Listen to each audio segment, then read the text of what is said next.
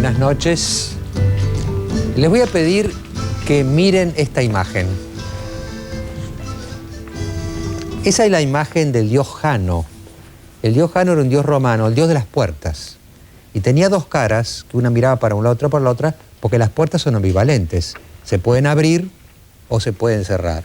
En el templo de Jano, en Roma, cuando el ejército romano salía a pelear una guerra, abrían la puerta. Y era el Jano bélico, el Jano de la guerra. Y cuando volvía el ejército de ciudadanos a su ciudad, cerraban la puerta. Entonces era la otra cara de Jano, la cara de la paz, de la construcción, del progreso que trae siempre la paz. Me parece que si Jano apareciera entre nosotros, hoy las puertas del templo estarían abiertas. Es evidente que hay una guerra política entre Kirchner y Duhalde, ya nadie lo puede negar, ¿no es cierto? Y uno en realidad tiene como que, yo no sé cómo decirlo, resignarse a que la guerra existe. Es parte de la lucha por el poder. La lucha por el poder, cuando no está claro quién manda, y hay dos, y bueno, hay una guerra política entre ellos. Lo único que yo deseo, no que gane uno o que gane el otro, que no llegue la tensión de esta guerra a lo que fue la guerra Menem-Duhalde, que al país le costó toda clase de crisis y duró años. Lo que espero entonces que sea una guerra fría, una guerra de bajo volumen, para que no nos afecte al resto de los ciudadanos. Ahora, hay un tercero en esta guerra, que es el gobernador Solá, que empezó como un tercero en discordia, como que iba a conseguir su propio espacio en la provincia, y no le dio el cuero, es decir, no pudo, ¿no es cierto? Entonces, en el caso de Solá, yo ya no pediría que modere la guerra, que se lo pido a Kirchner y se lo pido a Duhalde, sino que se baje del ring. Porque en el fondo hay dos pesos pesados en el ring y un peso pluma es como que perturba. Que se baje del ring y se dedique a gobernar. Lo cual también se los digo a Kirchner y de alguna manera a Duhalde. Por favor, que la guerra, que la lucha no paralice la gobernabilidad, el gobierno. Necesitamos que nos gobiernen. Entonces, que dediquen alguna energía a su pugna para ver quién prevalece finalmente en el sistema de poder. Esto es inevitable, va a ser así. Pero que no lo hagan de una manera tan obsesiva, como fue la última semana, con todo el lío de los gobernadores y demás, que prácticamente su cabeza esté concentrada en la pelea interna, en ganarle espacio al otro y no en gobernar. Acá los argentinos que estamos del otro lado del ring, fuera del ring, queremos que nos gobiernen, que gestionen, que mejoren la administración, que mejoren las inversiones económicas, la distribución social. Esto es lo que necesitamos de ellos. No se olviden los políticos, y esto se lo digo a todos, que tienen una gran deuda con el pueblo argentino. Los políticos democráticos, ahora no hago distinciones, tienen una gran deuda con el pueblo argentino. Un solo dato para avalar esta deuda. Cuando empezó Alfonsín a gobernar hace 20 años, había 16% de pobres en Argentina. Hoy, fines del 2003, hay 48%. Es una deuda terrible. Han gobernado mal. Y han gobernado mal en estos 20 años porque sus energías se dedicaban mucho más al Jano de la guerra que al Jano de la paz, de la construcción, de la administración. Este es el gran déficit moral que tienen los políticos argentinos y la gran deuda moral que tienen con el país. Yo espero que se vayan dando cuenta de esta deuda y empiecen a pagarla.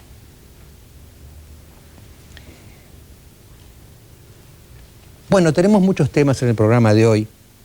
El primero tiene que ver, por supuesto, con el pico de inseguridad que estamos viviendo. Hay un informe sobre las cárceles, además, y además va a estar el padre Mariani, el padre cuyas declaraciones escandalizaron a Córdoba y al país. Y también va a estar Julio Ramos hacia el final del programa. Pero vamos a empezar con la inseguridad.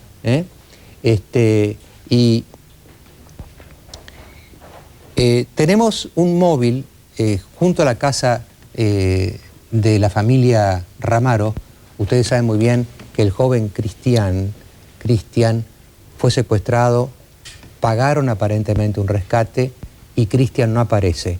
Entonces tenemos un móvil para ver si ha habido alguna novedad en este terrible drama que está viviendo la familia Ramaro y que toda la gente en el Tigre está conmovida por esto que está ocurriendo. Alexia, buenas noches. Buenas noches, doctor. Nos encontramos acá en la casa de la familia Ramaro y lamentablemente la ola de inseguridad sigue presente. Hace 5 días que Cristian fue secuestrado y aunque la familia ya cumplió con el pago del rescate, lo único que recibió fue una grabación con la voz de Cristian leyendo crónicas de su propio secuestro. La familia vive las peores horas de su vida y apela a la piedad de los captores para que liberen a su hijo sano y salvo. Los acompañan también vecinos y amigos y recibieron hace minutos la visita de Juan Carlos Bloomberg. Se cita para mañana a las 18 horas una marcha que sería citada acá en la casa de la familia Ramaro y se dirigiría a la estación fluvial de Tigre. Alexia, esta carta que ha dirigido Cristian a sus padres, ¿es una prueba de vida de Cristian? ¿Es más o menos reciente? Si podemos decir que tenemos una razonable seguridad o probabilidad de que Cristian siga vivo. Sí, es una grabación en realidad y es reciente y eso se comprueba porque, bueno, él está leyendo titulares del diario Crónica que describen la noticia de su propio secuestro. Eso es lo que indicaría, bueno, lo reciente de la prueba de vida y que Cristian en un principio estaría vivo todavía. Y Alexia, ¿cómo está el ambiente? ¿Hay cierta expectativa? Porque en realidad ellos pagaron y esperaban que a la madrugada siguiente apareciera Cristian y no apareció. Lo que se sabe es que, bueno, el padre en un principio ha sufrido un pico de presión, se decía que iba a venir una ambulancia a ayudarlo porque, bueno, su estado de salud no es muy bueno. Se acerca mucha gente acá con, bueno, por supuesto pidiendo piedad por la vida de Cristian. Hemos podido hablar con la abuela de Cristian también, que realmente está desconsolada como toda la familia y se viven minutos de mucha tensión porque, por supuesto, al haber pagado el rescate lo que esperan es próximamente la liberación de Cristian sano y salvo. Bueno, Alexia, entonces usted se va a quedar ahí y nos va a transmitir cualquier novedad que haya en este trágico asunto.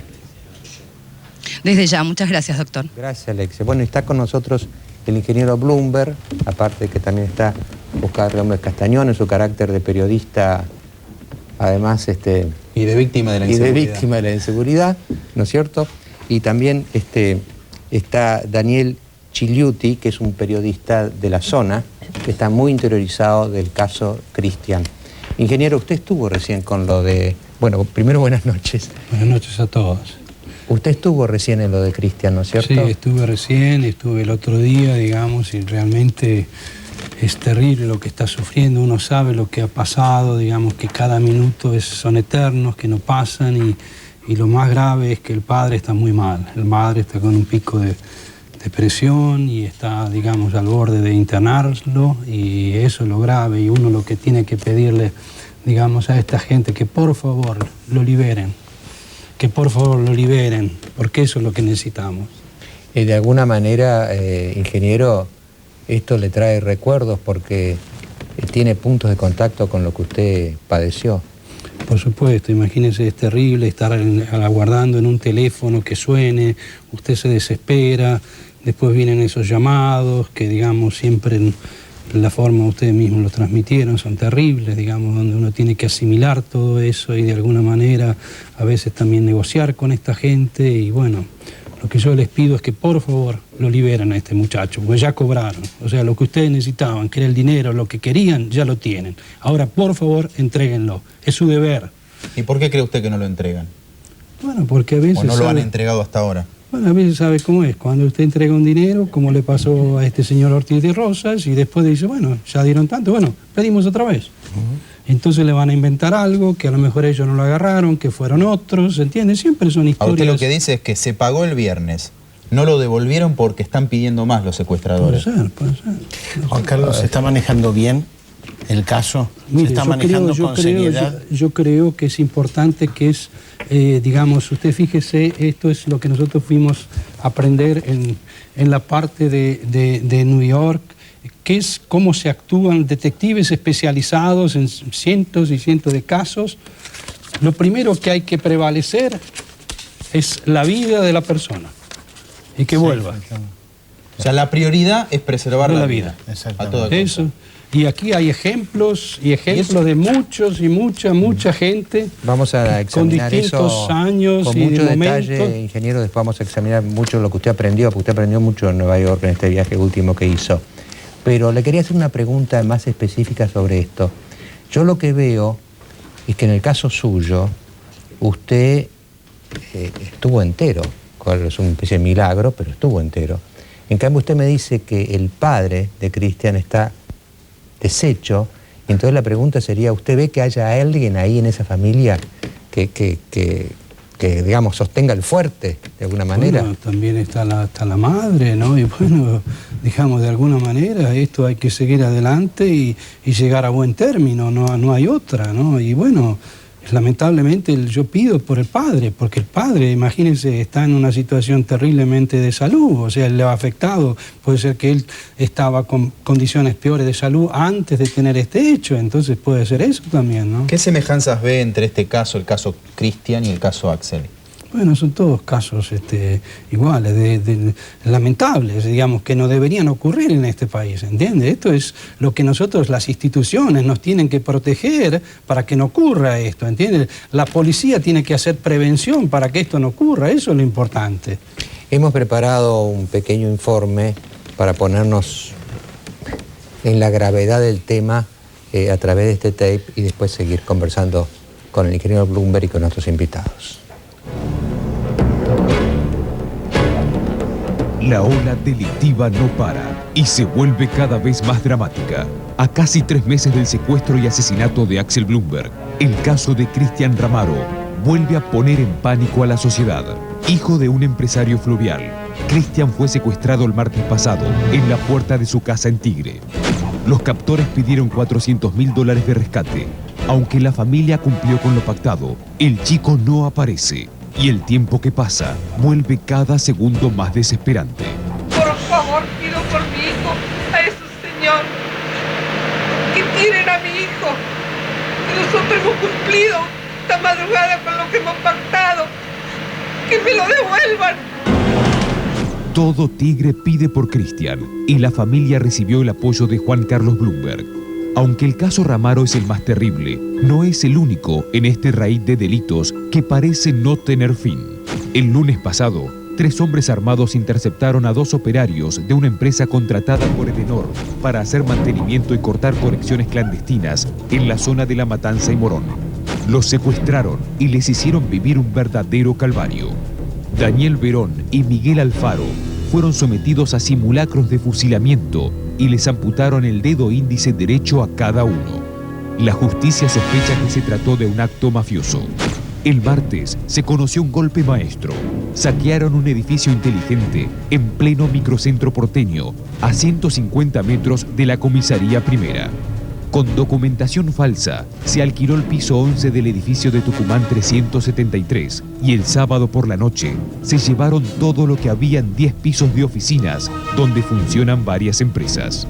La semana terminó con más delincuencia. Robaron otro estacionamiento en Almagro, asaltaron a un empresario a la salida de un banco en Belgrano, apedrearon un auto y un micro en la autopista Buenos Aires-La Plata y también fue víctima del delito el periodista Oscar Gómez Castañón cuando circulaba en su auto por Pilar. La ola delictiva no deja de golpear con fuerza.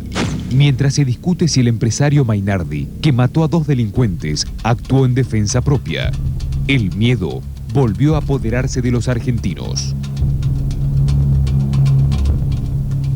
Oscar Gómez Castañón está con nosotros como periodista, pero contanos un poco tu episodio, aunque ya sé que te da vergüenza, me dijiste tu episodio. No, lo que yo digo es que realmente a mí no me pasó nada en función de lo que le pasa a la mayoría de la gente. Fui a un banco en una zona muy protegida de Pilar y alguna persona en la cola vio que había un movimiento de plata, me mandaron seguir, íbamos con mi mujer y cuando bajé en Panamericana para mi casa, se cruza un auto, bajan 2 personas con un idioma que no es un idioma marginal, sin golpes, sin drogas, sin nada, de 25 o 30 años, de tez blanca, con una pistola 9 milímetros cada uno, o muy parecida. Y bueno, lo primero que se te ocurre es pensar que te secuestran y allí te digo que uno duda mucho de qué hacer. Cuando abrís y ves que es solo plata, y yo le decía recién a Tuni en broma, por poco les agradezco. Primera cosa, la gente... ¿Tenés claro que ellos sabían de sí, que venías del banco? tenían un mal dato porque llevaron 2.000 o 3.000 pesos y yo había ido a depositar algo de plata. Pero bueno, ellos sabían que venías del banco. Sí. Y lo primero, la gente que está esperando el colectivo, por supuesto que no puedes hacer mucho, pero es como que forma parte del paisaje. Ya ven que a una persona la roban con armas. Nadie interviene. No, pero nadie interviene no por el no te metas, es porque ya están aceptando que esto es así. ¿Pero no le da miedo a una persona frente a armas intervenir? No, pero no digo la intervención. Digo, después que se van, tomaron su colectivo. Como vieron que yo estaba bien, digo, es como que desgraciadamente es una cosa de todos los días. Sí, lo tuyo, desgraciadamente, considerar que fue un final feliz. Mira, no me secuestraron. Como tenía algo de plata, no me llevaron a los Banelcos. No pasó un móvil policial y se armó un tiroteo poco profesional que me hubieran matado por ahí. Pero lo terrible es ver, primero, la tranquilidad con que se mueven. Segundo, la poca atención de la gente, pero como vencida por esto.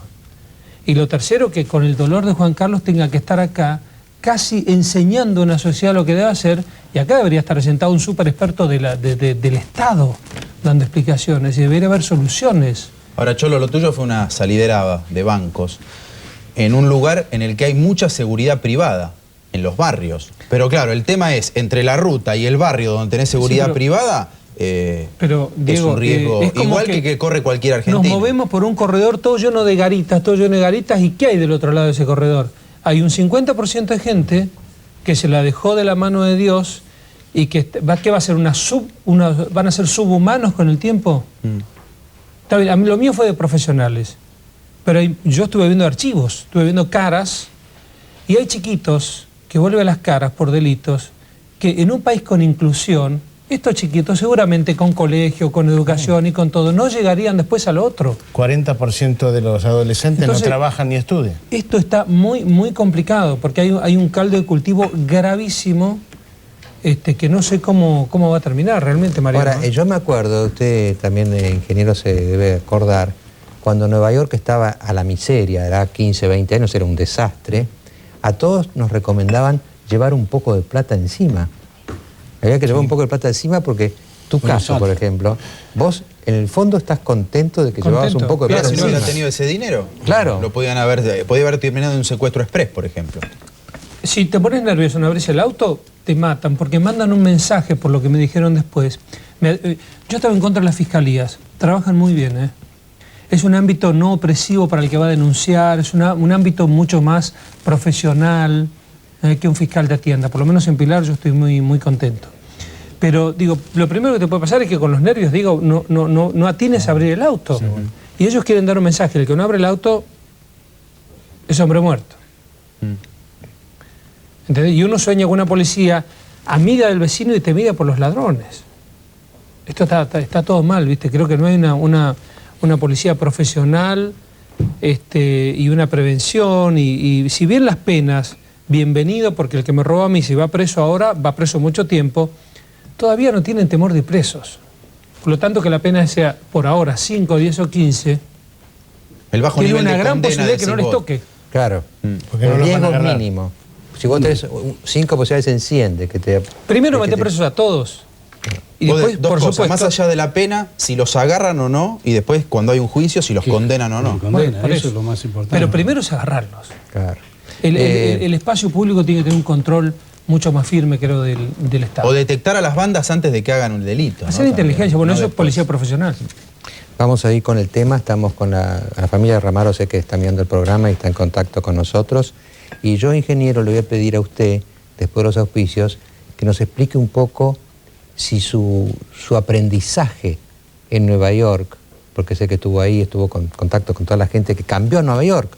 Nueva York era el peor lugar y de golpe se convirtió en un lugar seguro. Empezaron por el delito más pequeñito, ¿no? Más pequeñito. Claro, para que no lleguen después al delito grande. Así que vamos a pedirle al ingeniero que después de los auspicios nos explique un poco a ver qué nos puede traer de útil su viaje a Nueva York. ¿Cómo? Ya volvemos. Las siguientes empresas. No, recién estábamos comentando en el corte con Oscar, con Castañón y con el ingeniero Bloomberg, que hay 300, ¿no, Raúl? 300 casos como el de Oscar por día. Entonces ya es como que fue apenas un asalto a mano armada, Oscar. No fue nada. Sí, sí, sí.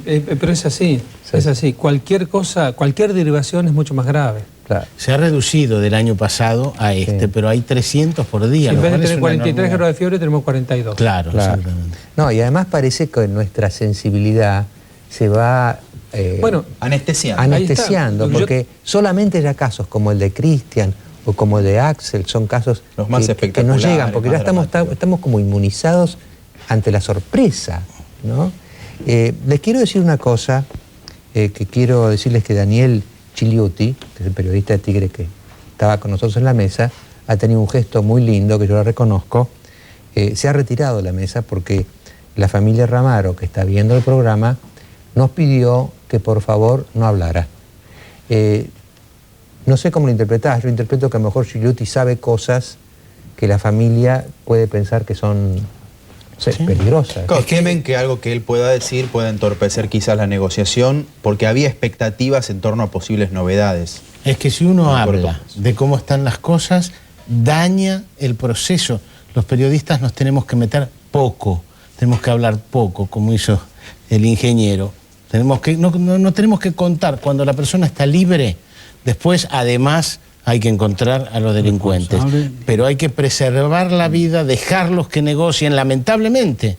Hay que dejarlos que negocien y cuando está libre, ahí hay que pelearla con todo. Porque el periodismo no tiene la solución, pero sí puede generar más daño en Sí, casos como este. sin duda. ahora, Raúl, Sí. en vez de estar probando prueba y error a ver cómo se hace, ¿no hay nadie en nombre del Estado que nos explique un poco cómo se hace esto? Bueno, Vamos tanteando, no, nos retiramos, no por Sí, acá, somos no todos por allá. amateurs. Bueno, Pero Nadie claro, es profesional. tuvo que pasar el caso del ingeniero para que se llegara a la conclusión de que lo principal es preservar la vida de la víctima, porque todos aplaudimos, unos más que otros, cuando ocurrió lo del padre de Jorge Rodríguez, que entraron a esa quinta tirando, y por ahí la verdad que podía haber muerto el padre de Jorge Rodríguez. Pero después, cuando ocurrió lo del caso del ingeniero, dijimos, por primera vez lo que corresponde, hay que preservar la vida de la víctima. Este es el Y eso, principio. ingeniero, usted recién nos decía, y tenía ese folleto de la policía de Nueva York, como ellos también tienen como objetivo, el primer objetivo es preservar la vida. Y después viene todo lo demás. Ahora, en todo lo demás, ¿por qué no nos cuenta un poco Bueno, es muy lo que usted interesante. aprendió? Nosotros no solo fuimos a ver a la policía, sino dentro del petitorio de todos estos ciudadanos, de todas estas firmas, está, digamos, que necesitamos una justicia, y una justicia para todos. Entonces estuvimos en New York con gente importante de la justicia. Entonces estuvimos con Warren Murray, que es un presidente de todas las cámaras criminales de New York, donde estuvimos con él, hablando, y nos explicaba, digamos, en el caso, cuánto demoran los juicios, digamos, son entre 4 y 9 meses, hemos asistido a un juicio por jurado, digamos que era... Perdón, ¿a los 9 meses de un delito está la condena? Condena, ese es el máximo. El máximo 9 meses. Sí, claro. Y digamos, yo le pregunto, dígame, ¿ustedes tienen ferias de verano? Aquí no se cierran los juzgados, o sea, trabajan siempre. O sea, Como los ocurre en la Argentina. Juzgados criminales 24 horas al día. Y digamos, donde hemos estado, por eso para nosotros es muy importante el juicio por jurado. Estuvimos con un juez, Goodman, un señor con 35 años en la justicia. Porque uno escucha a veces abogados, acá le dicen, no, pero eso no sirve, en Estados Unidos lo van a abolir. Es totalmente lo contrario. Digamos, ustedes piensen, este juez Goodman, 50 juicios por jurado por año maneja. Y hace 35 años que está en la justicia. Y solamente en 35 años, 5 veces, el gran jurado después cambió la sentencia de esa gente. Eso quiere decir que los ciudadanos no se equivocan participando. Por eso es muy importante que la ciudadanía participe, esté en eso. Y es una de las cosas que hemos pedido. Cuando uno mira, nosotros llegamos, digamos, de los procesos, llegamos al 1% que tiene, digamos, condena. Ahí es el 79%. Imagínense los años luz que estamos. O sea que eso es lo que nosotros... Claro, eso quiere decir que primero una buena investigación, porque si lo llevaron y lo condenaron es porque tenían pruebas y tenían elementos. Por eso cuando nosotros estuvimos en todo esto, estuvimos en la Academia de Policía. En la Academia de Policía estuvimos con cada grupo de alumnos, de 30 alumnos, donde, digamos, se los prepara en todo tipo. También se los prepara en todos los temas de las leyes. O sea, cómo preparar las pruebas para que todo cuando vaya pueda ser condenado. Cuando estuvimos en el juicio por jurado, era un señor que había asaltado una farmacia y después entró la policía y a la policía mujer, este delincuente le dañó un brazo y le rompió un brazo. Entonces, bueno, estaba el juicio, estaba el médico legista que verificaba que había ocurrido eso, y en 3 secciones de jurado ya estaba la condena. Imagínense. Entonces, usted me mostraba recién, ingeniero, unas fotos, porque además tienen elementos más sofisticados. Bueno, nosotros una pistola eléctrica que no mata, sino que adormece. A ver, pásemela. Mire, esto es muy importante, digamos, esto cuando estuvimos con Timony en Miami, digamos, es una pistola eléctrica. Hay 2 tipos, van a ver una más grande y una más chica. La más antigua es una que vale $400, la más chica... ¿Para qué se usa, ingeniero? Esto se utiliza para, digamos, en un caso que tienen que atacar a alguien, lo atacan con esta pistola eléctrica, y la pistola eléctrica hace una descarga alta de voltaje, pero con poco amperaje, entonces el delincuente queda aturdido por, digamos, unos segundos, que le da el tiempo a la policía para tomarlo, ponerlo en las esposas. Ustedes pueden ver que aquí hay otra foto, que los mismos policías se dispararon. Aquí hay 5 policías, digamos, que están agarrados, y se le dispara a uno solo de ellos, y uno puede ver cómo caen después todos a la vez. Ingeniero, en el caso de su hijo, ya se demostró esa relación del Oso Peralta y de toda esa gente con el negocio del robo de autos y con policías. ¿Cómo afrontan ellos el tema de la corrupción policial o de la relación de policías con delincuentes? Mire, nosotros estuvimos, como en ese caso que le dije también, Gutman, ese juez se ofreció de venir a la Argentina a explicar el juicio por jurado.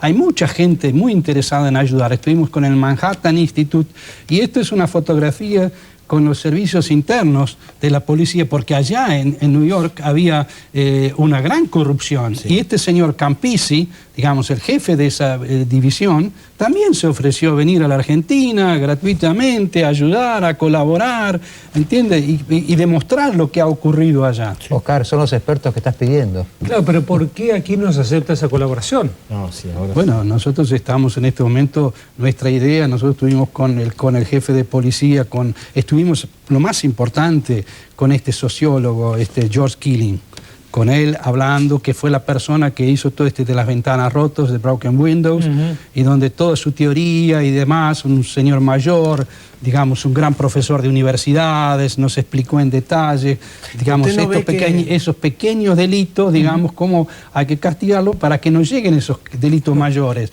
Y donde New York era una ciudad, imagínese, lleno de que usted iba al hotel y tenía atrás de las puertas, hoteles de primera categoría, cierre su puerta, usted a la noche, después de las 9 de la noche, no puede andar por la calle. Hoy usted puede andar a la madrugada sin problema ninguno, nadie la toca, o sea que uno ve que ha habido un cambio rotundo. Se ve mucho la policía en la calle, uno sale y la presidente la ve. Mire, está, pero no exagerando. Yo lo pienso que es más importante, por todo lo que uno vio, es, digamos, necesitamos una alta calidad de policía y no cantidad.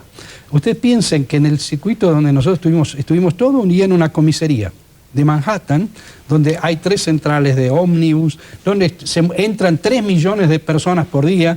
¿Y con cuánto se manejaban? Con 350 policías todo ese distrito y 30 detectives. ¿Usted no ve que el gobierno el tema está en la eficacia? Eficacia, bien equipamiento, bien instruidos, como le decía. Usted ve cuando fuimos a la academia, usted, el policía, solo también lo que ha aprendido de natación, cómo defenderse, cómo desarmar a una persona. Usted ve que es todo un trabajo, una técnica que tiene, que están bien instruidos, y eso es lo que necesitamos. Necesitamos ¿Usted no ve que están aplicando o empezando a aplicar técnicas de ese estilo acá, que el gobierno está trayendo algunas ideas como los mapas de delito, ese tipo de cosas? Bueno, eso es lo que yo leí hoy en el diario, eso está bien, o sea, ellos empiezan con cada 15 días, eso allá se hace cada semana tiene que estar el report de cada comisaría para todos los tipos de delitos, y ahí se ve que avanza, retrocede. Donde hay fallas. O sea, es como en la fábrica, uno en la fábrica tiene el control de calidad, y con el control de calidad usted ve cómo varían los parámetros. ¿Eso se hace con el delito secuestro, como el caso de Cristian o de Axel? O sea, ¿cómo está preparada la policía federal, en el caso de New York, para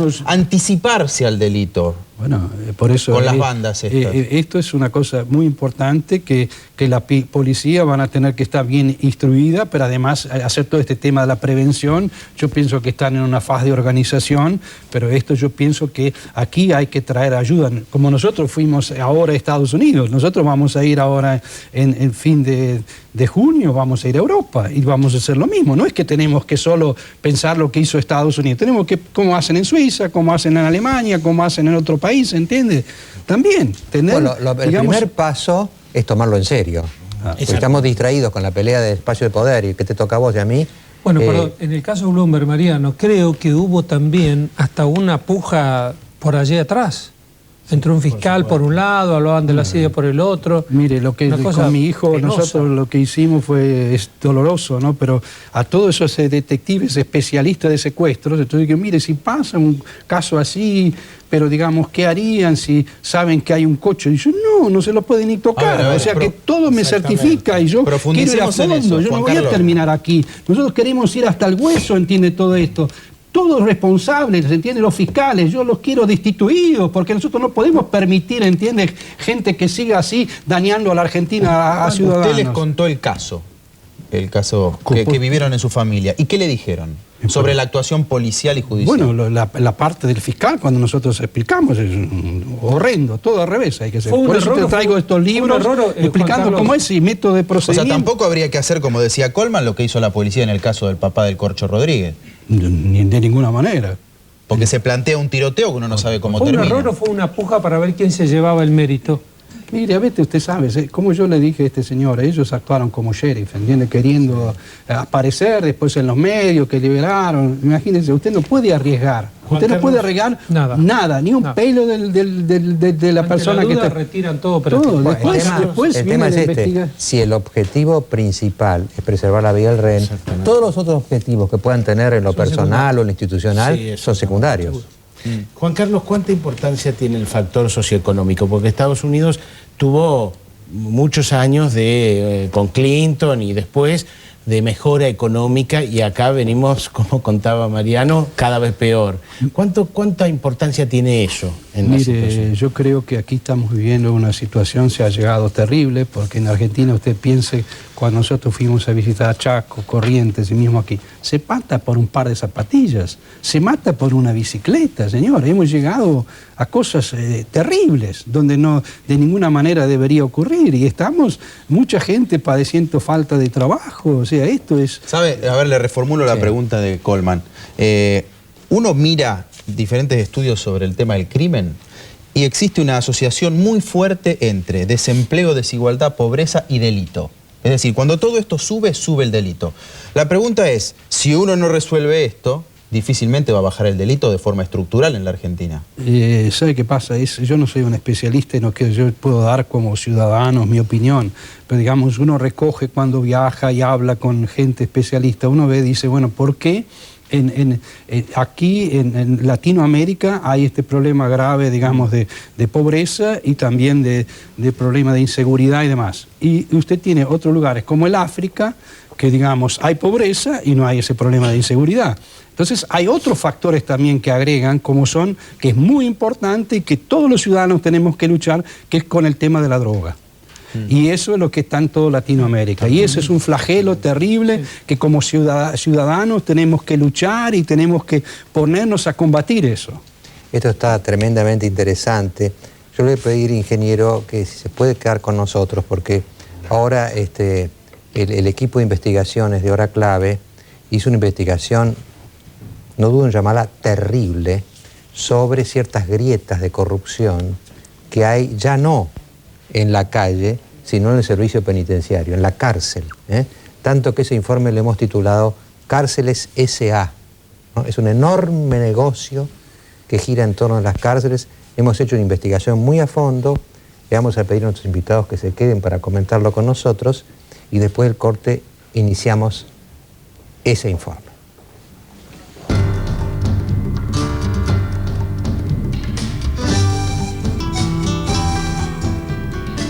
Bueno, le hemos pedido a Juan Carlos Blumberg y a Oscar Gómez Cantañón que se queden acá mirando lo que vamos a hacer en la mesa, porque María Fernanda Villosio, que es al frente de un equipo de investigación de Hora Clave, estuvo investigando las cárceles S.A. y realmente cuando vi el informe quedé, como va a quedar usted seguramente, ¿no? María Fernanda. ¿Qué tal? ¿Cómo le va? Buenas noches, doctor Grondona. Sí, vamos a ver realmente una investigación con consecuencias dramáticas y muy preocupantes, porque tiene incidencia directa sobre la inseguridad que venimos tratando hoy. Y es el tema de la corrupción en el servicio penitenciario bonaerense. Todos nosotros, el Estado, paga por mes a cada preso 1.300 pesos. ¿Escuchó bien? 1.300 pesos. Y la plata se fuma. Nadie sabe dónde está porque los presos están en condiciones paupérrimas, comen toro, comen carne de toro, comen gorgojos. Hoy tenemos sentados en esta mesa, por primera vez habla en televisión y en público. Yo creo que es uno de los pocos exfuncionarios públicos de la provincia de Buenos Aires que se animó a investigar esta mafia de corrupción.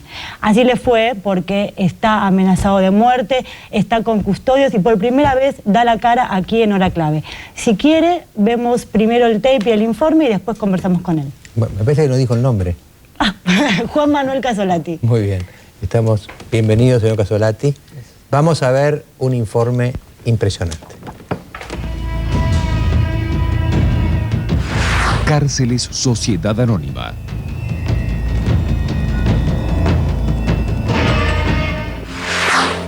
Una serie de denuncias prometen destapar un escándalo millonario por estafas en el servicio penitenciario bonaerense. Formulé la denuncia en la Fiscalía General de San Martín a cargo del doctor Chichisola por hechos de corrupción que se habrían cometido en el servicio penitenciario bonaerense. La denuncia versa sobre diferentes investigaciones que fueron ordenadas por el ex subsecretario de Política Penitenciaria de la provincia, el doctor Eduardo Madar, durante el año 2003. La provincia de Buenos Aires tiene el mayor servicio penitenciario del país. En 38 unidades penales están detenidos 24.422 presos que conviven con 12.500 personas que trabajan para el servicio penitenciario. El presupuesto anual de 2004 es de 325 millones de pesos y cada preso le cuesta al Estado unos 1.300 pesos mensuales. Pero estas cifras millonarias no coinciden con el terrible estado de las cárceles, superpobladas en un 30%. Y esto destapó una serie de denuncias por corrupción. Los manejos turbios y las acusaciones hicieron que el gobernador Felipe Solá interviniera el servicio penitenciario en abril. Pero en la justicia bonaerense se sabe que detrás de las cárceles existe un negocio sucio. Las denuncias mías todas son corroboradas por verdades, por pruebas. Por eso les duele y les molesta. Aparte les grito que son delincuentes, les grito que es una mafia y nadie tiene lo que tiene que tener para venirme a mi despacho a ver si alguno me viene a decir que es mentira. El sistema penitenciario no todo está mal.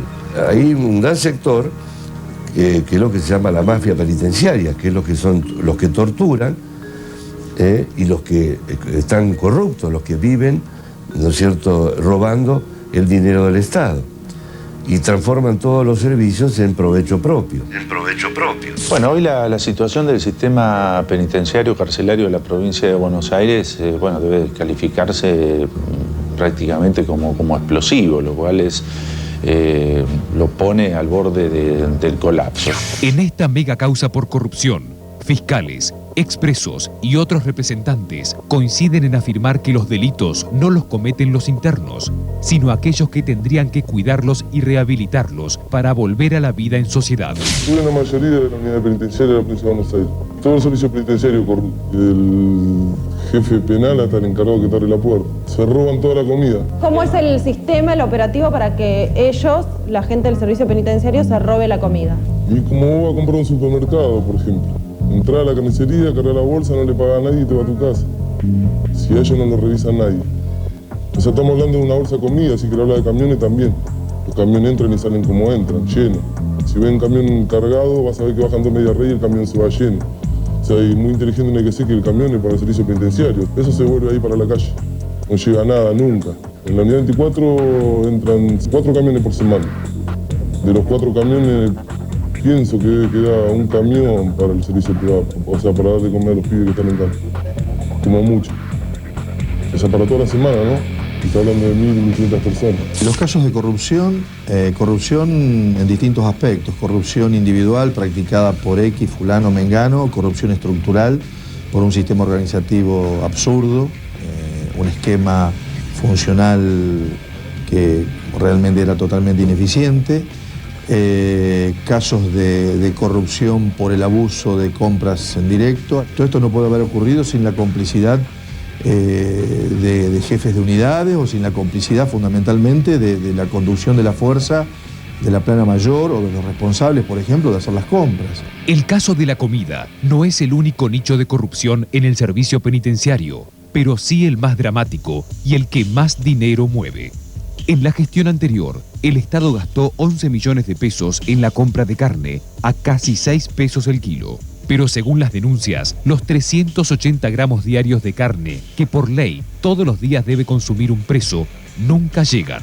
Y el dinero y el alimento se van por otro lado. Los datos espantan a cualquiera. Hasta hubo internos que comieron gorgojos o carne de toro.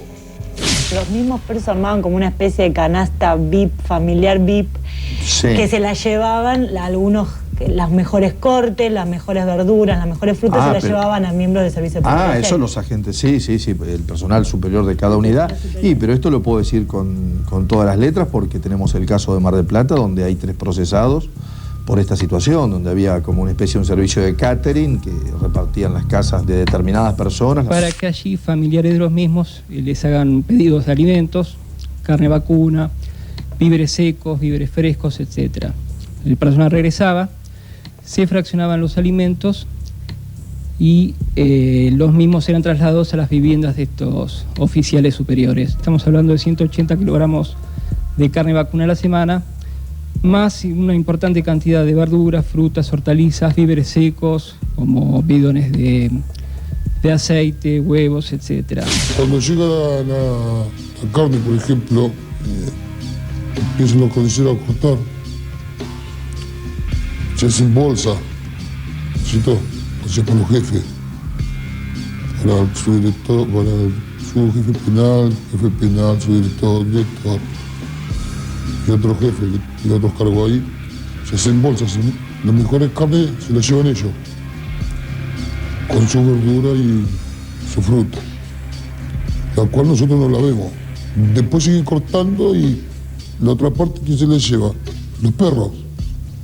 La mejor comida también se la llevan los perros, para ellos, los perros que tienen policía. La otra parte va para el casino de suboficiales, que es la comida que lo tienen que dar nosotros, que se dan a ellos. Que ellos a la vez, el director del penal le cobra a los empleados la comida. Al mes se la descuenta. Que es comida de nosotros, que se la venden a ellos mismos. A nosotros nos llega agua con un poco de fideo, un poco de papa, hueso. La falta de comida suele tener consecuencias dramáticas dentro de las unidades, que a veces llegan hasta la muerte. Vos para rescatar un paquete de fideo tenés que andar haciendo problema a otra persona por ahí que lo tiene. Y eso trae pelea y puñalada y muerte.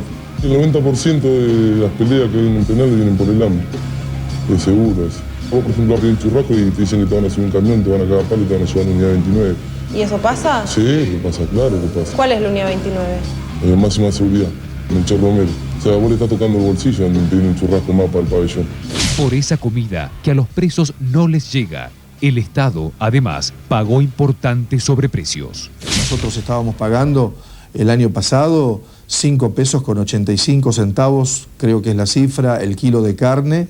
Hacemos compras muy grandes para dar de comer a los internos y se hizo una licitación pública y la carne se está pagando 3 pesos. Entonces, ¿Esa claro, es compra directa? no era compra directa, era una licitación. Aparentemente tiene todos los requisitos formales que tiene que tener, pasó por los organismos del Estado, etcétera. Pero yo quiero creer que algo pasó ahí. ¿Cómo puede ser eso? ¿Cómo puede ser eso? Además del escándalo de la comida, las denuncias de los presos y de algunos fiscales hablan de negocios de otro tipo dentro de las unidades penitenciarias. La venta de drogas y pastillas, el pago por certificados de conducta, estadías en pabellones VIP, visitas de los familiares, tarjetas telefónicas y visitas higiénicas. Algunos internos incluso denunciaron que se les pagó para salir a robar y a matar. Sabemos que los internos en más de una oportunidad tienen que pagar por determinadas cuestiones. Por ejemplo, permanecer en una unidad que tiene mejores condiciones de detención que otra. Ha habido casos en los cuales se ha pagado los traslados de comisaría a servicio penitenciario, con complicidad de más de una persona respecto de eso. ¿Usted sabe cuánto se pagaba por estas cuestiones? Sabemos que por los traslados se pagaban 150 pesos. Tenemos información que para permanecer en determinada unidad con mejores condiciones de detención había que pagar 200 pesos mensuales. La droga la puede comprar en sanidad, puede cambiar tarjeta de teléfono. Por ahí también viene mucho el tema de las peleas entre los pibes. Vos con un paquete, un buen par de zapatillas, rescatás droga, pastilla, porro, lo que sea. Pero una tarjeta de teléfono vale 50, 100 pesos, según el pelán donde esté. Te abren la puerta, te sacan fuera de hora, te hacen hablar, todo. Ellos saben bien que todo el mundo va a comprar pastillas de sanidad. No es que el jefe pelán no sabe, o sea, lo arreglan ellos. Reynol, Artane, Ribotril, todo, Aplá, lo que vos quieras. O sea, vos si tenés la línea, la encargás. Otra vía de negocios dentro de las unidades es el pago de los peculios, el dinero que los presos deberían recibir por trabajar voluntariamente dentro de las penitenciarías. Ese monto, establecido en 15 pesos mensuales, se divide para los gastos personales del detenido, para ayuda familiar y para un fondo de dinero cuando recuperen la libertad. Pero según las denuncias, rara vez el dinero llega a manos de los presidiarios. Pero también hay denuncias respecto de que alguien se habría quedado con eso, de que alguien le habría hecho firmar a un interno como para que dijera como que cobró. Bueno, todo eso se está investigando. Aunque existen 3 denuncias penales en la justicia provincial, y mientras en el gobierno aseguran que el objetivo es transparentar, hay quienes todavía defienden al servicio penitenciario. El servicio penitenciario bonaerense tiene 12.500 hombres que en su gran mayoría tienen una fuerte contracción y abnegación por su trabajo y han paliado los muchos déficits que no le hemos sabido dar desde las distintas administraciones o conducciones políticas. Pero como fuerza de 12.500 hombres tiene todo lo que puede haber en una cifra tan elevada de funcionarios. Los hay buenos y los hay malos. Pero yo digo que son más los buenos que los malos. La crisis de seguridad y la iniciativa de Juan Carlos Bloomberg, seguida por millones de ciudadanos, abrieron la polémica en torno a la calidad del servicio penitenciario. Hoy, las denuncias que llevan adelante los fiscales, los expresos y hasta miembros del gobierno reconocen que existe corrupción en las cárceles de la provincia de Buenos Aires, donde unos pocos se enriquecen a costa de los detenidos que viven en condiciones paupérrimas y del Estado, que es el que paga. ¿Hay una responsabilidad política por sobre la cúpula, lo que es la fuerza o no? Yo creo que hubo responsabilidad política también. También. Sí, estoy convencido. O sea que hay complicidad política. No digo complicidad, yo digo responsabilidad por omisión. Por omisión. Sí. Acá hay responsables. Es decir, esto no es solamente un problema, digamos, penitenciario, es un problema político, porque acá el mismo sistema político ha convalidado estas prácticas. Sin embargo, denunciar no es sencillo. Para los que se animan, sobrevienen amenazas y deben andar con custodia. Es que muchos en el servicio penitenciario quieren evitar que el negocio de las cárceles deje de ser un buen negocio. Detrás de las cárceles de la provincia de Buenos Aires hay un millonario negocio en el que no solo se benefician funcionarios del servicio penitenciario y políticos, sino que además se desbeneficia o se ve perjudicada la sociedad civil. Bueno, yo quiero decir por lo pronto que adhiero a lo que dijo uno de los funcionarios, que no estamos acusando a todos o a la institución. Estamos tratando de localizar casos graves y desgraciadamente bastante frecuentes y numerosos de corrupción. De manera que yo querría dejar bien en claro que lo que menos queremos es afectar a los honestos. Esto pasa como con la policía, ¿no es cierto? Y otra cosa, María Fernanda, que me impresiona es que este informe son todas personas con funciones, son magistrados, son jueces, son funcionarios, como está el que está acá. Es decir, salvo el preso es un preso o un expreso, todos los demás son gente con responsabilidad administrativa. Es decir, no estamos preguntándole a alguien en la calle, claro, son gente con responsabilidad en este problema, ¿no? Es increíble, y todos coinciden en el diagnóstico. Desde distintos lugares coinciden con que hay corrupción. Ahora, la pregunta es, y lo que vamos a conversar hoy, es qué se está haciendo para evitar esto. El gobernador Solá acaba de intervenir hace 2 meses más o menos el servicio penitenciario y se realizó una purga de unos 30 personas que se pasaban a retiro. ¿Esto es una máscara? ¿Es una purga real? ¿Sirve o no? Vamos a conversar entonces con Juan Manuel Casolati. Él fue director de investigaciones de la Subsecretaría de Políticas Penitenciarias hasta principios de este año, y durante un mes fue un funcionario con iniciativa porque se aparecía por sorpresa en las cárceles, entraba a la cocina y se ponía a mirar él mismo qué comían los presos. Llegó a conclusiones dramáticas. ¿Cómo le va? ¿Qué tal? Buenas noches. Buenas noches. Sí, durante los últimos meses, el 2003, se hicieron, diría, auditorías domésticas, ¿sí? 1 o 2 personas íbamos a las unidades y verificábamos principalmente los sectores administrativos, verificábamos cómo era el funcionamiento de la administración de las unidades, cómo se manejaba el dinero de la caja chica, cómo se manejaba el peculio, cómo se administraba el dinero de los internos, cómo se administraba la comida que ingresaba a las unidades, cómo se utilizaba, cómo se descargaban los libros, cómo se justificaban los gastos, cómo ingresaban los medicamentos y cómo se justificaban también los gastos de insumos médicos. Y lo que fui haciendo, con anuencia obviamente de la subsecretaría, era controlar en el lugar, in situ, ¿sí? Ir a la cocina, verificar que estaban cocinando y luego recorrer los pabellones y verificar qué es lo que le habían llevado a los internos. ¿Y con qué se encontró?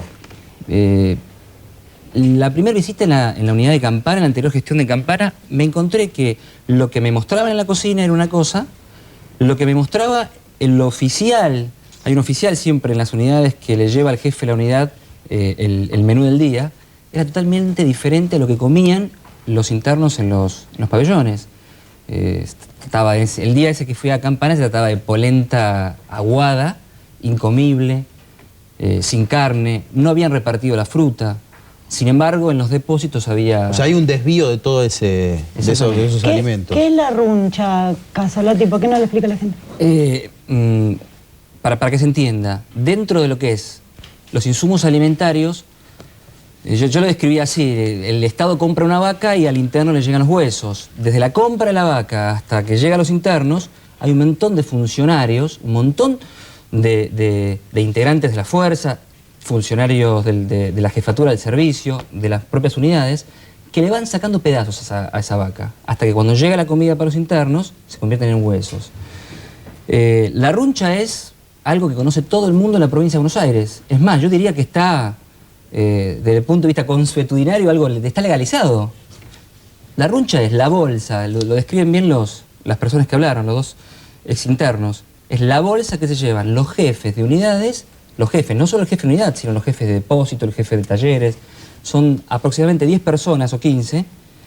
Es una bolsa con los mejores cortes de carne, frutas, verduras, que es comida que debiera ir a los internos, comida que es comprada por el contribuyente, porque el contribuyente paga impuestos. No es para uso privado del funcionario carcelario. Para nada. Pero no solo su familia, menos. Pero esto es casi una nimiedad. Digo, esto de la runcha es una pequeñez dentro del negociado que se maneja con el tema alimentario, porque el gran negocio se lleva adelante en lo que es la jefatura del servicio en la contratación, donde hay contrataciones y licitaciones digitadas, donde hay empresas fantasmas, donde hay monopolios de empresas, por lo tanto los precios que se pagan están completamente digitados, y una segunda maniobra que se da en la unidad, que es cuando el proveedor trae los alimentos. El proveedor no baja ni la calidad ni la cantidad que corresponde según pliego. Doctor, esto tiene muchas consecuencias en el tema de seguridad, porque en general hay que mantener al preso, hay que mantenerlo llevándole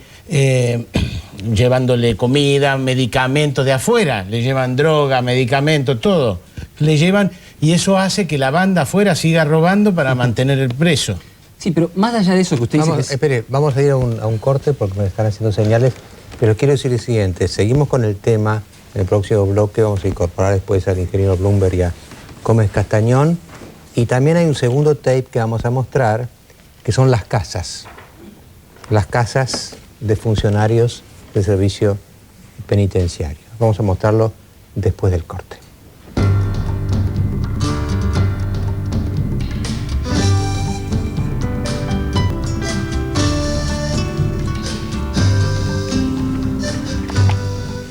María Fernanda. Sí, quería aclarar, el doctor Casolati hizo esta denuncia, comentando estas irregularidades, en la Fiscalía de San Martín del doctor Horacio Chichisola. En poco tiempo, estoy hablando de semanas, va a haber novedades realmente escandalosas en la investigación de esta causa. Esto nos lo confirmaron fuentes de la Fiscalía, que por ahora prefieren no hablar porque se están tomando medidas que podrían ser frustradas. Y una cosa que a mí me dejó helada: el fiscal Chichisola está con custodia porque detectaron un presunto e incipiente complot en su contra para matarlo a raíz de esta causa. Esto es muy grave, recién se está investigando, pero en poco tiempo tendremos novedades importantes. No, esto es importante marcarlo porque la investigación que hizo el equipo es como que se está anticipando en algunos días o semanas a la que está haciendo la justicia. Y ahora vamos a mostrarle las mansiones. Las teníamos con nombre y apellido, pero yo me opuse a dar nombres y apellidos porque la justicia está investigando. Entonces uno puede llegar a cometer una injusticia con alguien que le mencione tal casa con nombre y apellido cuando puede haber sido bien habida, ¿no es cierto? Eso es lo que está investigando. ¿Cuáles fueron mal habidas y cuáles bien habidas? Son de funcionarios judiciales y si ellos terminando este programa... Perdón, son de funcionarios penitenciarios y por supuesto ellos cuando miren estas imágenes seguramente van a reconocer sus casas. Vamos a verlo. Cárceles Sociedad Anónima.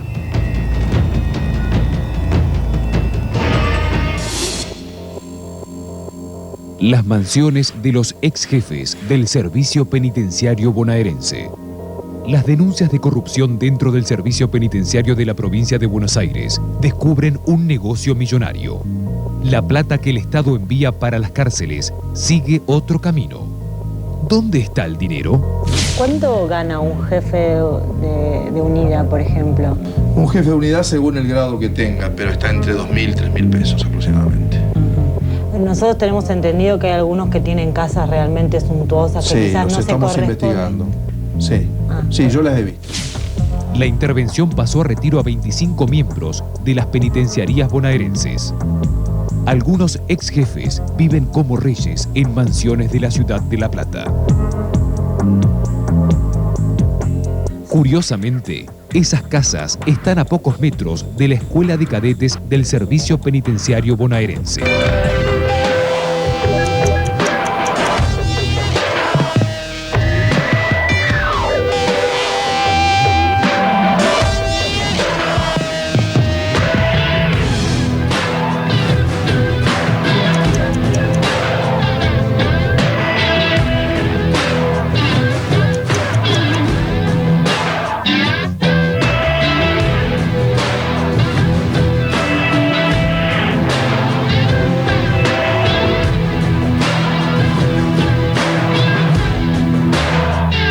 Calle 6, donde estaba jefatura, era impresionante, parecía una venta de autos nuevos, de la cantidad de 4x4 y que estaban estacionadas en ese lugar. ¿Y de dónde? ¿Con qué salario? Sí, los jefes del servicio penitenciario se pueden volver millonarios. Me parece que todos están millonarios, no que se pueden, ¿eh? Me parece que están todos millonarios.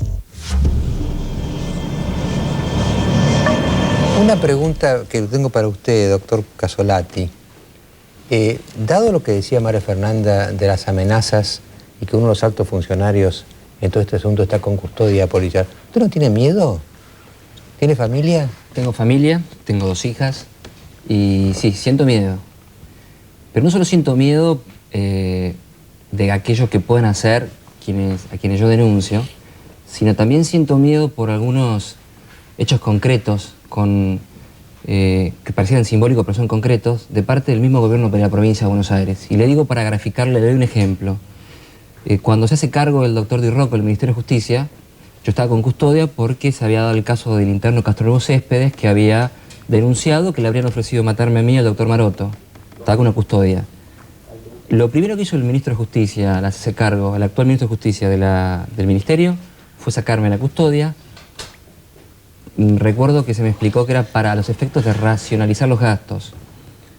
Yo después de la denuncia, yo denuncié al Ejecutivo, volví al Poder Judicial y volví a ser amenazado por teléfono. Esto se lo hice saber a un funcionario de la Secretaría de Derechos Humanos y nadie del Ejecutivo Provincial se ha comunicado conmigo, excepto quiero recalcarlo, el doctor Arlanian, quien sí me puso en custodia, pero fue a título personal. Digo, del gobierno de la provincia, excepto el del doctor Arlanian, no hubo ninguna comunicación conmigo de alguna manera como para o solidarizarse o darme de alguna manera la protección que como exfuncionario creo que merecía. Porque además yo trabajé para el gobierno del gobernador Solá.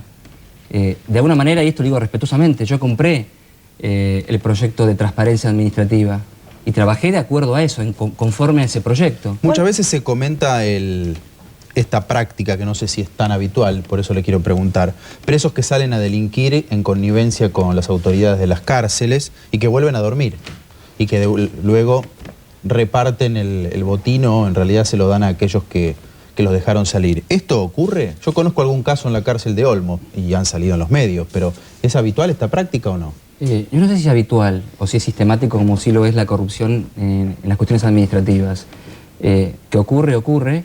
Hay denuncias penales, hay investigaciones en algunas fiscalías que están instruyendo lentamente, y esto es muy sugestivo, hay causas en las que hay elementos para avanzar rápidamente contra algunos integrantes de la fuerza del servicio penitenciario bonaerense, algunos emparentados con algunos jefes de la fuerza. Las causas no avanzan. Digo, esto pasa, yo no sé si es sistemático, pero sí sucede. ¿Cuál fue la respuesta política, doctor Casolati, que usted tuvo por parte del gobierno de la provincia de Buenos Aires ante las investigaciones que hizo? Es lo que le quería comentar, agregarle a lo que le dije, lo que señalé anteriormente. El ministro de Justicia sale a decir a los medios, públicamente, en La Plata y en los medios nacionales, que de mi denuncia, lo que le parecía sugestivo era el lugar en donde yo había hecho la misma, diciendo que era incompetente, y además le parecía sugestivo, dice él, que toda la investigación que yo hice, realicé, los elementos que yo aporté a la justicia, no los tenía él, que no se los aporté a él. Esto es una mentira, es lisa y llanamente una mentira del ministro de Justicia de la provincia de Buenos Aires, el doctor Di Rocco, y del propio subsecretario, el doctor Rotundo. Ambos funcionarios estaban al tanto de las investigaciones que yo había realizado. Ambos funcionarios estaban al tanto del trabajo que habíamos hecho en el 2003. Estaban al tanto de las medidas de carácter preventivas que dijimos que había que tomar. Yo le voy a dejar algunas resoluciones que dictó el doctor Madar relacionadas a auditorías que había que hacer en las unidades para verificar lo que yo terminé denunciando. ¿Es cierto, doctor, que solo trabaja o estudia el 30% de las personas que están presas? Sí, eso es cierto. Hay una gran falencia. Imagínense que hay unidades que están acondicionadas para alojar a 700 personas y hoy tienen 1.500. Por lo tanto, el hacinamiento conspira contra las posibilidades de dar trabajo. ¿Y es cierto que los matones en algunos pabellones le pegan a los que quieren ir a trabajar? Hay cuestiones en las que no hay pruebas, ¿sí? No hay blanco y negro, sino hay grises, tremendo grises. Y esta es una de las cuestiones como la que vos hacías referencia, si hay presos que salen a robar. Es cierto, hay un pequeño porcentaje de internos, que son los violentos, los que de alguna manera... apañados por la propia fuerza, por algunos jefes de unidades, llevan a cabo este tipo de tareas. Yo le voy a preguntar al ingeniero Blumberg y a Oscar Gómez Castañón cuál es la reacción. El ingeniero Blumberg, ustedes saben muy bien que uno de los temas que él planteaba era el trabajo de los internados, ¿no es cierto? La reacción que ustedes tienen ante esto que hemos visto acá. Bueno, esto es realmente, escuchar todas estas cosas son lamentables, ¿no? Y donde realmente lo importante cuando uno ve todas estas cosas como sociedad, no es que la gente solo tiene que ser cesanteada, sino tiene que ser investigada y tiene que llegar a ser castigada, ¿entiendes? Si cometieron un delito tienen que ir presos, no tiene que quedar la cosa en el aire, en la nebulosa, sino nunca vamos a solucionar. Y todo este tema, ¿dónde está? Lo que siempre pedimos, necesitamos trabajar sobre la justicia tiene que ser para todos y tiene que funcionar, tiene que ser expeditiva, tiene que ser ágil, ¿entiende? Eso es lo que necesitamos. Ahora fíjese, ingeniero, que tenemos acá un camarista hablando, ¿no? El doctor Maroto, ¿no es cierto? Sí. Que habla, digamos, es más efectivo hablando por televisión que los resultados que produce las investigaciones judiciales. Es curioso, pero es así. Y él mismo hace una autocrítica diciendo que la justicia no funciona y es cómplice en algún sentido de todo esto por no investigar, ¿no? Yo había decidido no dar más declaraciones a los medios porque en realidad con una interpretación antojadiza me han triturado con falsas... han presentado el libro sin haberlo leído, solamente por algunas declaraciones, como un manual de sexo. Y realmente no tiene nada de eso. Yo confío, y les doy a ustedes, porque confío en la seriedad del doctor Grondona, así como le he dado a Nelson Castro, y quiero hacer notar esto porque en realidad el desacuerdo de Monseñor Yáñez ha sido por las declaraciones de prensa, por los titulares que han escandalizado. Todavía él no ha leído el libro y lo va a someter, gracias a esas declaraciones, de esa inquietud, a un tribunal interdiocesano. Pero el desacuerdo ha sido con los titulares y las declaraciones de prensa. Claro, las interpretaciones que se hicieron antes de leer el libro. Antes de leer el libro, sí, y sin que hubiera aparecido. ¿Cuál fue su objetivo al escribir este libro? Bien, quise, recordando mi vida que era una necesidad mía, la fui convirtiendo también en una especie de necesidad de acabar con una cantidad de revelaciones que he ido haciendo a través del tiempo, de todo lo que es mi vida, porque me gustó que se conociera mi dimensión humana, de manera que, por ejemplo, toda mi comunidad sabe, no has dicho nada nuevo, me dicen en el libro, porque no lo has ido diciendo. Hace 2 años, un libro de poemas que se llamaba Poemas de Confesión y Denuncia, en que todo lo que yo digo, cuento ahora detalladamente y con un estilo literario de narración que me apasiona porque me gusta mucho escribir, estaba contenido en aquel libro, de manera que fue como terminar todo este proceso de comunicación con un grupo de gente, con los grupos que han formado mis comunidades, terminarlo con una expresión de transparencia, de sinceridad, que yo creo que la Iglesia debe a todos los laicos como adultos, no a unos cuantitos, sino a todos. Sin lugar a dudas, escuchar de parte, en primera persona, de un sacerdote de la Iglesia, contar sus experiencias sexuales con una mujer o con un hombre ha llamado muchísimo la atención. ¿Por qué cree que causó tanto revuelo? Bueno, porque creo que hay todavía en nuestra sociedad una especie de tabú del sexo que hace prenderse a lo primero que se encuentra y prenderse fuerte, masticando, porque en realidad esas experiencias que tuvieron lugar antes de mis 35 años, una a los 26, 27, el primer enamoramiento, que causó en mí la primera crisis del sacerdocio, porque yo estaba decidido a abandonar el sacerdocio con un proyecto de formación de pareja y de hogar con esa chica. Se frustró eso porque la familia, no sabemos cómo, se dio cuenta y la alejó.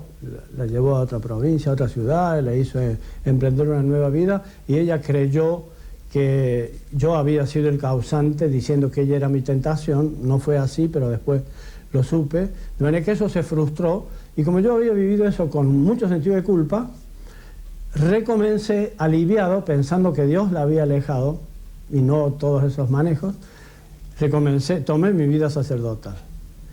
Hubo otra interrupción hacia el año 61, cuando visitando el Vaticano, los compañeros que estaban allá estudiando me hicieron ver las cosas que pasaban en el Vaticano, en las rivalidades entre los monseñorinos para ocupar cargos, entre las zanjadillas que se ponían entre ellos, los negociados, la venta de bendiciones, una cantidad de deficiencias en el orden moral, a pesar de tener una especie de reglamentación muy estricta, el clero de la diócesis de Roma. Eso causó el escepticismo con muchas de las propuestas de la Iglesia Católica, porque estuve en un colegio en que había muchos estudiantes científicos de varios países y se reían de una cantidad de cosas de la Iglesia, entre otras cosas de Juan XXIII, que no respondía a la imagen de Pío XII. Eso me escandalizó tanto que sucumbí y se me cayeron todas las estructuras, unas estructuras que estaban muy ingenuamente trazadas con mi formación aquí. Entonces decidí dejar el sacerdocio y la iglesia. ¿Por segunda vez? Esa vez era con todo, no era simplemente saliendo de una cosa que creí que había sido una tentación, que califiqué así, sino muy consciente y muy rabioso de que hubiera sido engañado por una cantidad de patrañas que yo había creído con la boca abierta tragando elefantes. Bueno, el viaje fue en barco porque habían sucedido accidentes con aviones y mi familia estaba muy intranquila por eso. 25 días en el Federico C. Y coincidió el 21 de junio, una fecha como la fiesta, el inicio de la fiesta de la primavera. Mi compañero de camarote era un muchacho español. Subimos porque nos invitaron a ir solamente se podía subir a primera cuando invitaban. Y estuvimos en la fiesta, bueno, tuvimos una relación muy alegre, dicharachera, de baile, yo me había sacado la sotana. Es decir, cuando entré al barco ya estaba sin sotana. ¿Usted se sentía todavía sacerdote en ese momento? No, estaba, no solamente no me sentía sacerdote, sino que estaba rabioso conmigo mismo y con la iglesia. Interpretándolo después, yo creo que esto fue un desquite. El largarme con todo y al ceder a una invitación de una catalana que era la que estaba con nosotros y nos había invitado a ir a su camarote y el vivir con ella una comunicación sexual, esa la califico como de venganza. A propósito de esa comunicación sexual, el otro chico que se había quedado en el camarote, que no había ido, no había sido invitado, entró en conversación y confidencia conmigo y me contó que era ingeniero forestal y se iba de su pueblo y del país a Brasil porque apenas había insinuado su condición de homosexual, lo habían rechazado de todo. Estaba sin trabajo, sin familia, sin crédito en el pueblo, así que se iba a Brasil muy desanimado. Entramos en esas confidencias, yo traté de decirle una cantidad de cosas que había tenido curiosidad de investigar cuando muchas veces se alejaban de mis confesonarios gente a quienes les negaba la absolución, llorando porque sabían que no podían con eso, gente grande generalmente. ¿Que no podían con qué, padre? Con la inclinación homosexual. Hay gente que había intentado la relación heterosexual, que habían tenido hijos incluso, y que después de los 40 años no podían y tenían eso. Y bueno, yo en ese tiempo era estricto con la estrictez que marcaba el derecho canónico y la costumbre de la iglesia y rechazaba, y vi llorar a gente grande con este rechazo.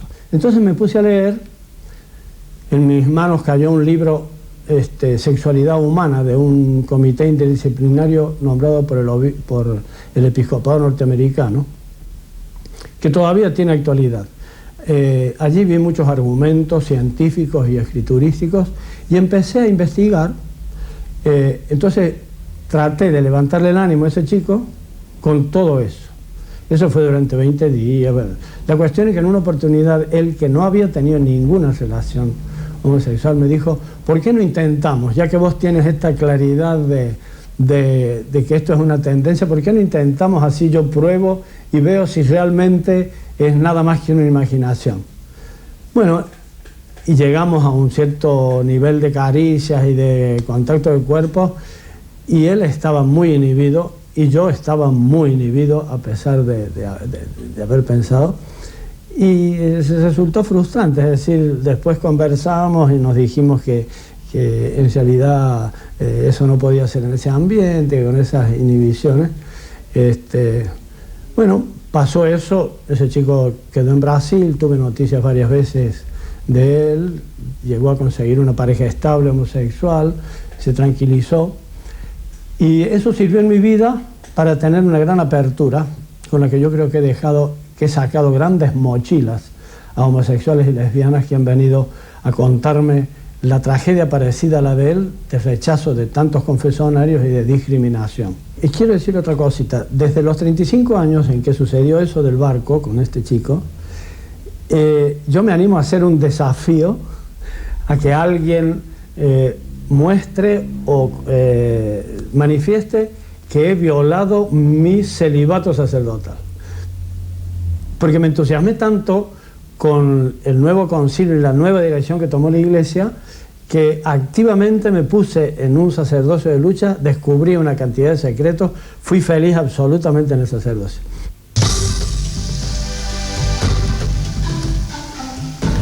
Bueno, ¿ustedes tienen algo que decir? Porque yo tengo algo que decir. Mariano, yo quería mostrar el libro.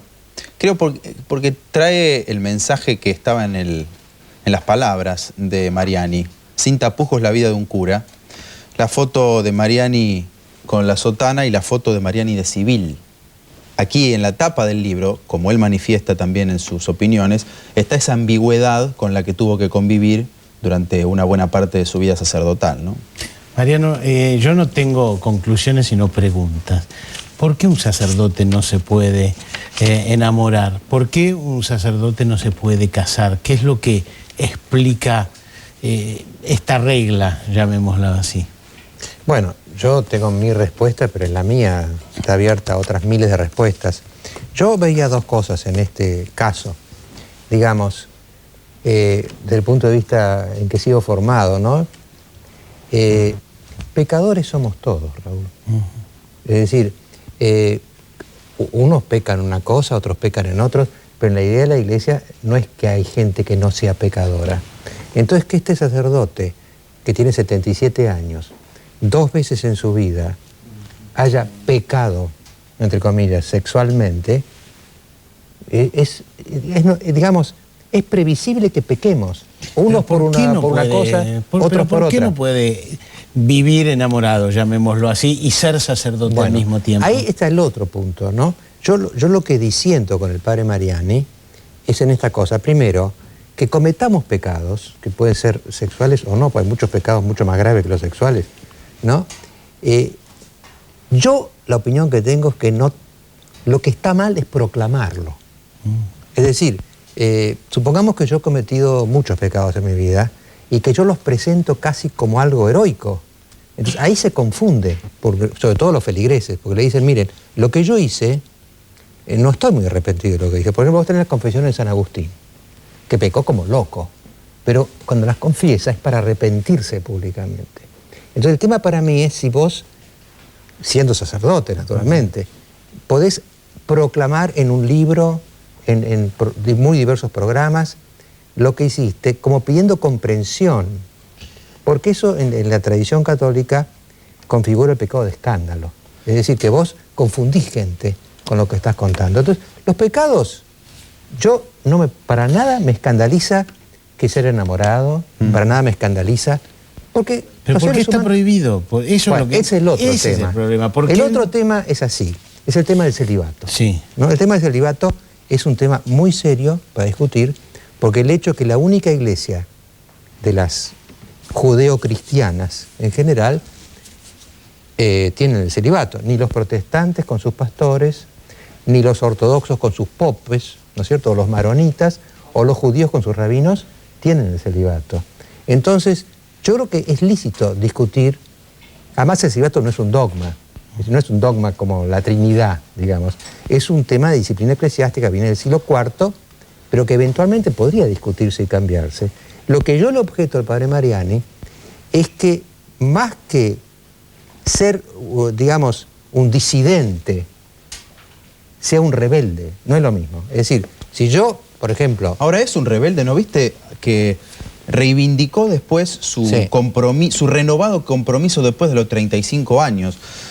Yo creo que él no busca protagonismo. Él tuvo una explosión de sinceridad, hizo una autobiografía, además que no es toda sexual. Una partecita es lo sexual. Es muy política. Por ejemplo, Mariano, hay cosas muy graves sobre la iglesia, sobre los silencios en la época de la dictadura en la Argentina, sobre el tema de las torturas. Claro, discutimos lo del sexo porque es lo que genera más espectacularidad. Claro, pero vos tenés que todo tener el en resto cuenta, pasó un poco yo por eso inadvertido. digo esto, todo se puede discutir, dentro y fuera de la iglesia, ¿no? Pero si vos sos un representante de la iglesia, pues sos un cura, lo que no podés es exhibir conductas que no estén de acuerdo. El día que el derecho canónico cambie y permitan, que lo que él propone por ahí en un momento, dice, bueno, que sea voluntario el celibato. Es decir, si vos querés, haces el voto. Si no querés, no haces el voto y te casás. El día que probablemente venga esa norma alguna vez, muy bien, cada uno actuará como le parece y discutirá si debe venir esa norma. Estuvo bien, se sinceró, planteó el tema como una experiencia de vida, tal vez no como una rebeldía, sino como una experiencia de vida. Claro, él no está llamando a que los demás hagan eso. Él contó su vida y se mediatizó el caso. ¿Saben lo que a mí más me impactó? No solo el tema sexual. ¿Vos contarías en un libro tus experiencias sexuales? Depende del contexto, ¿Con tu mujer, por ejemplo? Y depende del contexto. Digo, aisladamente, como anécdota, no tendría sentido, pero en el caso de, yo creo que hablando hay cosas, del celibato... Uno tiene que ser sincero. Pero una cosa es ser sincero y otra cosa es contar todo lo que en realidad es privado y que le puede hacer daño a otra persona que Si está no mirando. está peleando por el celibato, si no está peleando por una nueva posición, no hay por qué contarlo, es cierto. Pero A mí una efectivamente está planteando un tema. Una cosa que me impactó más que lo de la sexualidad es lo de los hijos. Él dice, tiene una obsesión, o tenía, por tener hijos propios. Claro. Los Bueno, pero vos te creo crees, que le debe ocurrir a muchos ¿vos te crees que muchos sacerdotes esto? no han tenido tentaciones y que muchos no han caído en las tentaciones? Pero no lo han contado en un libro. No lo han propuesto casi como un paradigma para que los demás se confundan. Yo esto es la objeción que le tengo al padre Mariani, que además es un hombre importante, porque este no es un curita perdido por ahí, ¿eh? Es decir, un hombre que cerraba las audiciones de televisión. De Canal 10. De Canal 10 en Córdoba. Es decir, un hombre fue importante. ovacionado en la homilia. Bueno, y hubo un caso raro. El libro se agotó en la primera edición y a la iglesia, en la primera misa que dijo después del libro, no le fue nadie. Tenés el escándalo de los feligreses y naturalmente la curiosidad de los lectores. En el próximo bloque, Julio Ramos.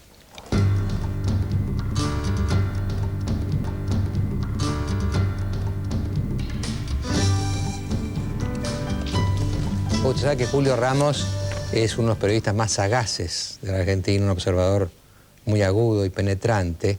Por eso le pedí que viniera a este último bloque del programa para que nos dé su versión de la pelea, no de la semana, de la pelea del año, Kirchner-Duhalde.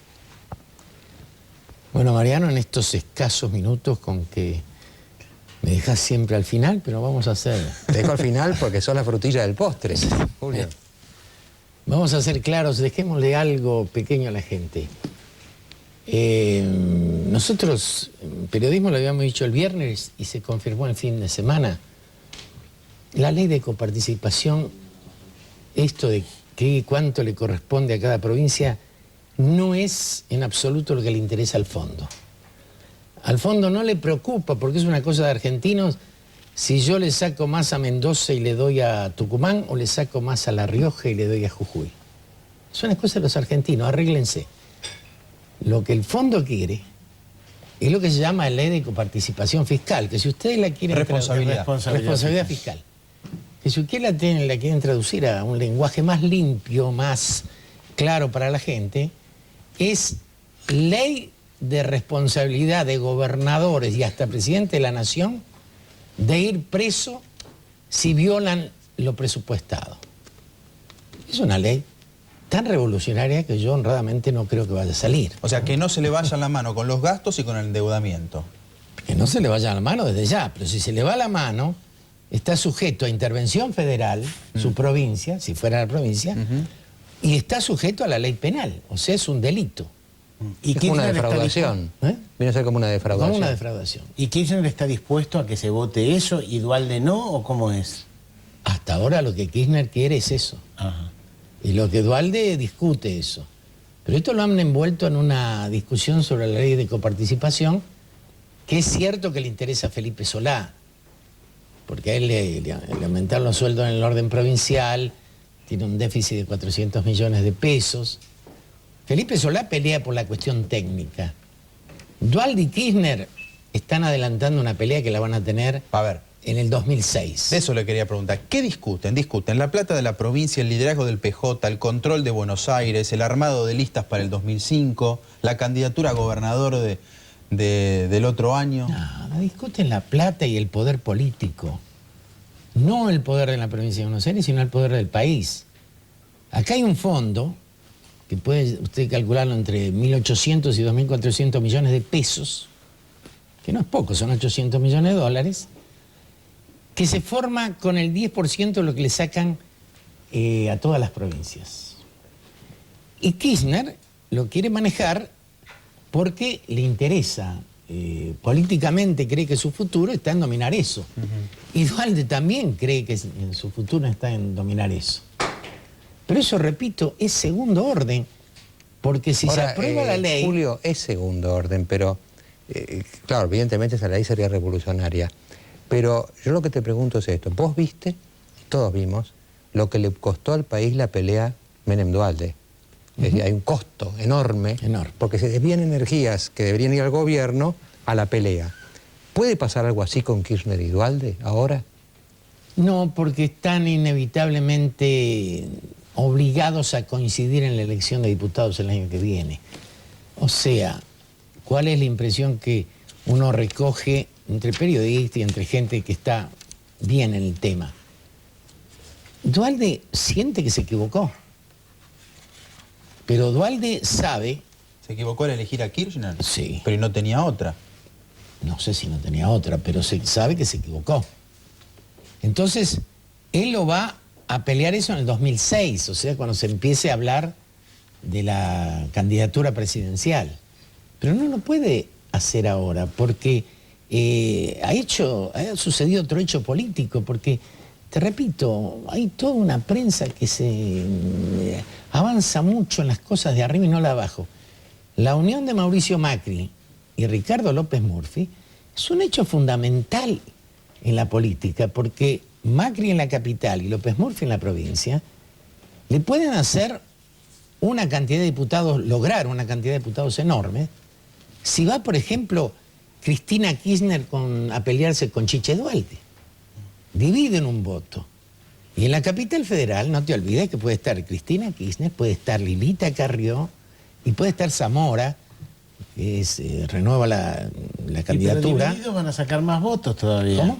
En la elección de diputados divididos van a sacar más votos todavía y Sí, menos pero ahí espacio. es proporcional, es el sistema DON.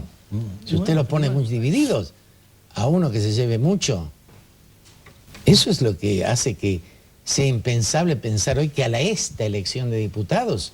¿Usted no ve van a que ir Cristina divididos? Kirchner vaya a ser candidata en la provincia, que Kirchner va hacia una pelea a fondo con Duhalde ya el año que viene?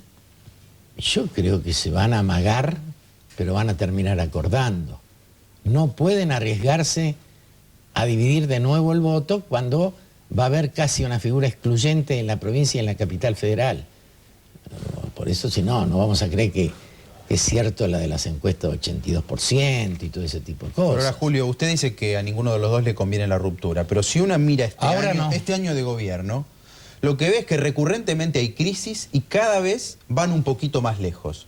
Por eso aparece el debate del divorcio. Por más que a ninguno de los dos le convenga, es como que se ha impuesto este tema. Pero se está jugando el país. Si usted me da a mí 2.400 millones de dólares, o de pesos, 800 millones de dólares, en un país que tiene el 48% de pobreza, pero es un arma fundamental para comprar votos. Y eso lo quiere Kirchner para sacarse a Duhalde de encima, y lo quiere Duhalde para mantener su poder. Buena voluntad usted no ve.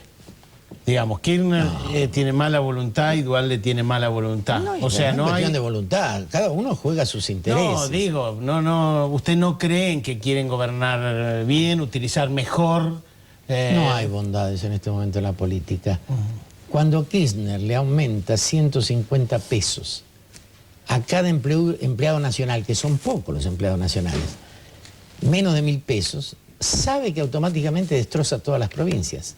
Y todas las provincias tienen que venir están recaudando más, darle un aumento chico con la inflación que hay. El aumento chico para la provincia de Buenos Aires son 400 millones de pesos. Le destroza el presupuesto de seguridad. Pero usted tampoco va a pensar que eso lo hizo a propósito, porque es una medida que quizás es razonable. No era una medida razonable en ese momento, no era. Bueno, desde su óptica. Porque en el orden nacional, donde el sueldo promedio del empleado público está en 1.200 pesos, usted afecta muy poquito. Está bien, pero en el subió norte de a la los más provincia, bajos, no subió a donde todos. más del 60% están abajo de 1.000 pesos, hace unos agujeros terribles. Sí, pero los jubilados, a dar un pequeño aumento, más lo de los jubilados, eran imprescindibles con la inflación que ha habido. No les voy a discutir lo que es imprescindible, no es eso. Digo que cuando un presidente tome esa medida, sabe que compromete a las provincias. Sabe que las va a obligar a venir al pie, a él, y por ahí le saca la ley de coparticipación de responsabilidad fiscal. Si sale esa ley, entramos en otro país. Ojalá sea así.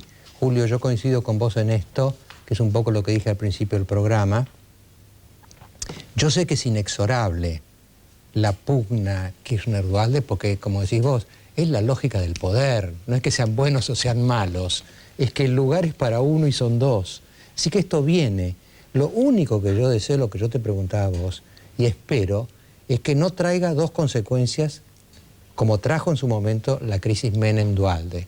Que esa pelea desarticule todo, como decís vos, hay una ley recién de los salarios que le puede desarticular al otro, que no desarticule la administración del país, que permita que este crecimiento económico se mantenga y que empecemos a reducir el número de los pobres. Son 48%, un argentino de cada dos está por debajo de la línea de pobreza.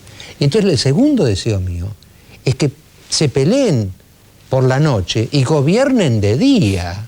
Es decir, que la concentración no esté en la obsesión de sacarle al otro espacio, sino la obsesión por servir al bien común, que es lo que nos enseñaron en el colegio, que para eso están los gobernantes.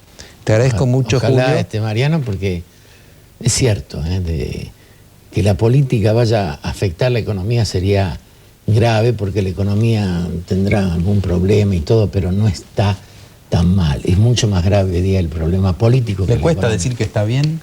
Bueno, estamos desgraciadamente mal, pasado de tiempo. El que va a estar mal conmigo es Chiché. Miguel Brunx, sí, le mandamos un saludo a Chiché. Si usted no le paga a nadie, siempre va a estar bien.